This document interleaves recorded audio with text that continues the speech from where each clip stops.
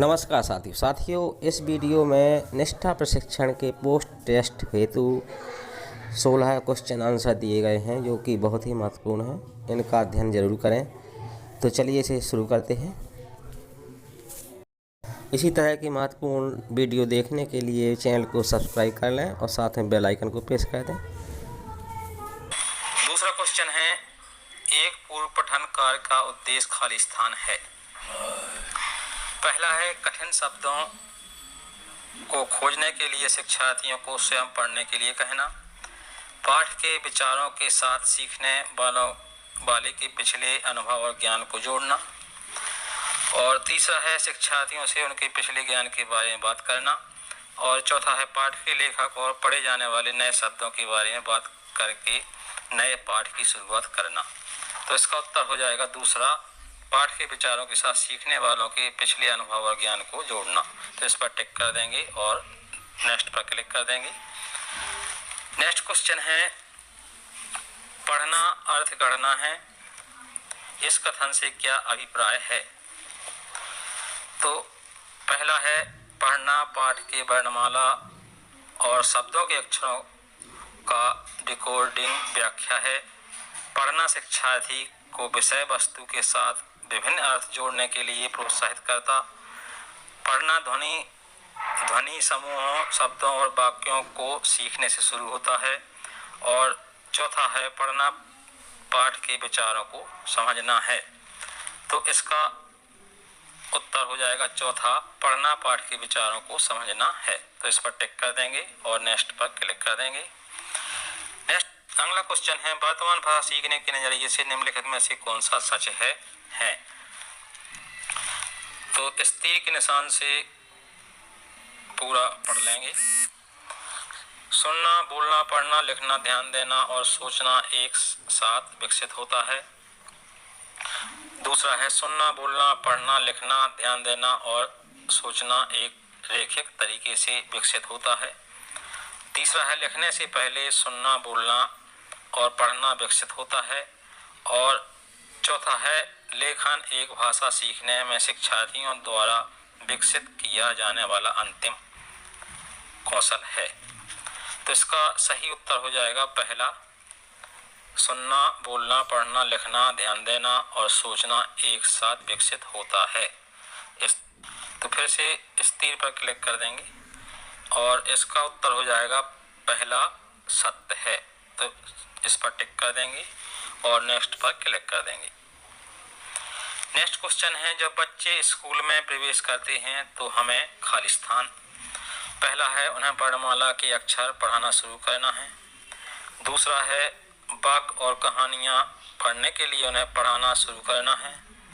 तीसरा है, मौखिककरण साधनों के माध्यम से भाषा के साथ परिचित कराना है। और चौथा है, भाषा कौशल का निर्माण कराना है। तो इसका उत्तर हो जाएगा मौखिककरण साधनों के माध्यम से भाषा के साथ परिचित कराना है। तो इस पर टिक कर देंगे और नेक्स्ट पर क्लिक कर देंगे। क्वेश्चन है, राजतंत्रात्मक शासन की प्रणाली में कौन निर्णय लेता है और सरकार चलाता है। पहला ऑब्जेक्ट है राष्ट्रपति, दूसरा मुख्यमंत्री, तीसरा प्रधानमंत्री और चौथा राजा या रानी। तो इसका उत्तर हो जाएगा राजा या रानी। तो इस पर हम क्लिक कर देंगे और आगे बढ़ जाएंगे। नेक्स्ट क्वेश्चन है, सामाजिक विज्ञान सामाजिक अध्ययन वर्ग में मॉक संसद का संचालन करने का मुख्य कारण क्या है। पहला ऑब्जेक्ट है, कक्षा में छात्रों के व्यवहार का आकलन करने के लिए राजनीति विज्ञान की अवधारणाओं को याद रखना, राजनीतिक संस्थाओं के कामकाज की कुछ समझ विकसित करना। और चौथा है, स्कूल के लिए धन जुटाने के लिए। तो इसका उत्तर तीसरा हो जाएगा, राजनीतिक संस्थाओं के कामकाज की कुछ समझ विकसित करना। इस पर क्लिक कर देंगे और तीर के निशान से आगे बढ़ जाएंगे। अगला क्वेश्चन है, एक ग्लोब के बारे में निम्नलिखित बयान में से कौन सा सही नहीं है। पहला ऑब्जेक्ट है, ग्लोब महाद्वीपों का सही आकार नहीं दिखाता है। दूसरा है, एक ग्लोब की विशेषताओं में अक्षांश और देशांतर है। तीसरा है, ग्लोब पृथ्वी का एक मॉडल है। और चौथा है स्पर्श ग्लोब विशेष जरूरतों वाले बच्चों के लिए इस्तेमाल किया जा सकता है। तो इसका उत्तर हो जाएगा पहला, ग्लोब महाद्वीपों का सही आकार नहीं दिखाता है। इस पर टिक कर देंगे और आगे बढ़ जाएंगे। नेक्स्ट क्वेश्चन है 23.5 डिग्री दक्षिण अक्षांश के रूप में जाना जाता है। पहला ऑब्जेक्ट है मकर रेखा, दूसरा है मानक मध्याह्न रेखा, तीसरा है भूमध्य रेखा, चौथा है कर्क रेखा। तो इसका उत्तर हो जाएगा मकर रेखा। इस पर टिक कर देंगे और आगे बढ़ जाएंगे। नेक्स्ट क्वेश्चन है निम्नलिखित में से कौन सा कथन सही है?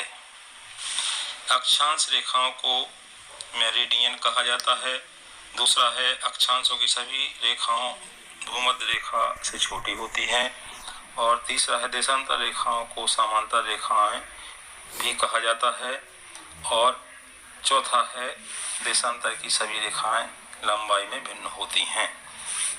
तो इसका सही उत्तर हो जाएगा अक्षांशों की सभी रेखाएं भूमध्य रेखा से छोटी होती हैं। तो इस पर टिक कर देंगे और नेक्स्ट पर क्लिक कर देंगे। नेक्स्ट क्वेश्चन है कॉलम ए को कॉलम बी के साथ मैच करें और नीचे दिए गए कोड का उपयोग करके सही उत्तर का चयन करें। तो इस पर टिक कर देंगे और पूरा पढ़ लेंगे।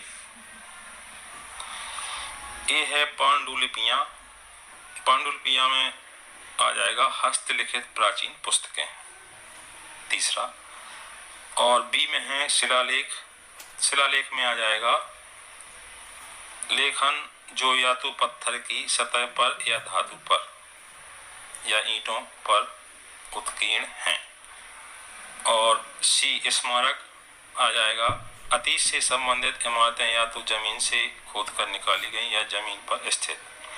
और डी से जोड़ी बनेगी पुरातात्विक साक्ष्य या ईंटों पर जाती हैं।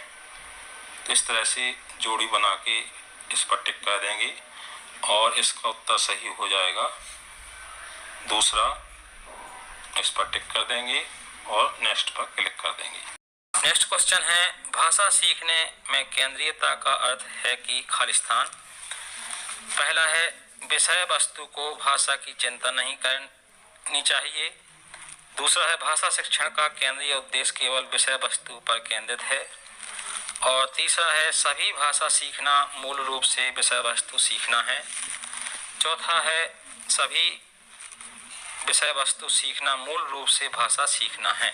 तो इसका उत्तर चौथा हो जाएगा सभी विषय वस्तु सीखना मूल रूप से भाषा सीखना है। तो इस पर टिक कर देंगे और नेक्स्ट पर क्लिक कर देंगे। अगला क्वेश्चन है मातृभाषा आधारित बहुभाषिकता क्या है? पहला है सभी बच्चे राजभाषा के माध्यम से सीखते हैं, दूसरा है स्कूलों में सभी बच्चे केवल एक ही भाषा और अंग्रेजी सीखते हैं, तीसरा है सभी बच्चे सीखने के प्रारंभिक वर्षों के दौरान अधिक से अधिक भाषाएं सीखते हैं, और चौथा है सभी बच्चे अपनी मातृभाषा में स्कूली शिक्षा शुरू करते हैं और कई भाषाओं को जोड़ते हुए आगे बढ़ते हैं। तो इसका सही उत्तर हो जाएगा चौथा, सभी बच्चे अपनी मातृभाषा में स्कूली शिक्षा शुरू करते हैं और कई भाषाओं को जोड़ते हुए आगे बढ़ते हैं। तो इस पर टिक कर देंगे और नेक्स्ट पर क्लिक कर देंगे। अगला क्वेश्चन है भाषा सीखने की रणनीति के रूप में बहुभाषिकता का क्या अर्थ है? पहला है कक्षा में शिक्षण अधिगम के लिए बच्चों की भाषा का उपयोग करना, दूसरा है कई भाषाओं को सीखना सिखाना और शिक्षण, तीसरा है माध्यम और आकलन के रूप में एक ही भाषा में विषय वस्तु सीखना, और चौथा है त्रिभाषा सूत्र को लागू करना। तो इसका उत्तर सही हो जाएगा कक्षा में शिक्षण अधिगम के लिए बच्चों की भाषा का उपयोग करना। तो इस पर टिक कर देंगे और नेक्स्ट पर क्लिक कर देंगे। तो आपके सामने अगला क्वेश्चन खोल कर आ जाएगा। तो इसको भी पूरा पढ़ने के लिए इस तीर पर क्लिक कर देंगे। शिक्षक ने छात्रों को नोटबुक में अपनी पसंद के पौधों की स्केच बनाने और उसे रंगने, चित्र लेने और कोलाज बनाने के लिए एक गतिविधि में शामिल किया। इस गतिविधि के माध्यम से शिक्षक निम्नलिखित मुख्य अवधारणाओं में से शिक्षार्थियों के बीच निर्माण करने की कोशिश कर रहा है। तो इस प्रश्न को छोटा करने के लिए फिर से तीर पर क्लिक कर देंगे। तो आपके सामने सभी ऑप्शन खुलकर आ जाएंगे। तो इसका उत्तर है पौधों की वृत्तियों में विविधता। तो इस पर क्लिक कर देंगे और नेक्स्ट पर क्लिक कर देंगे। तो आपके सामने अगला क्वेश्चन खुलकर आ जाएगा। तो इसको भी पूरा पढ़ने के लिए इस तीर पर क्लिक कर देंगे।